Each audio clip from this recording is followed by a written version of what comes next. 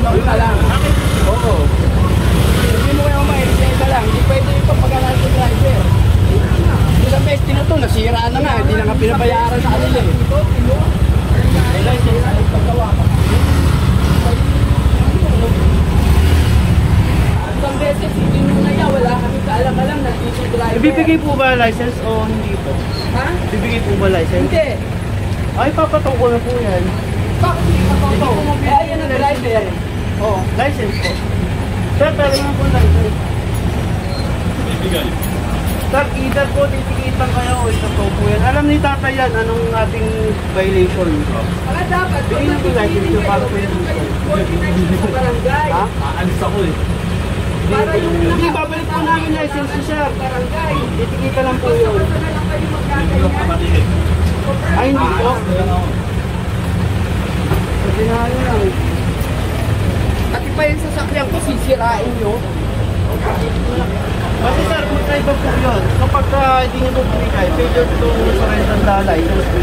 Ito po po. Sige na, i-ano mo na. Kapag nandito, illegal depart po. Sabihin mo nga kay Bebot.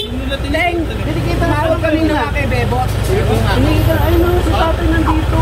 Ano? Yung mga nag-alisan dito, wala din. Walang bigat to. Basta na lang sila magtoto. Wala ko sabihin.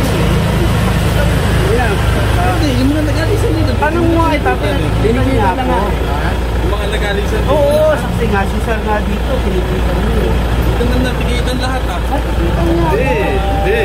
Basta hindi natikitan eh. Ang crowd naman yun. Ako, Tinikitan nga si tatay na nga po nakakita. ito, umalis na sila. Oy, wag mo ikabit yan. Tinanggal. Wag mo ikabit. Pag binigay yung lisensya, saka natin ano. Ayun, no. Paggawa niya, no. Comment yan. Kung sa kanila yan. Hindi na nasira nila na nakaraan, no. Kita mo na una yan. Tikit na lang. Hindi, ano pa yun? Isa, umalis dito. Walang sabi-sabi. Walang Wala tigil.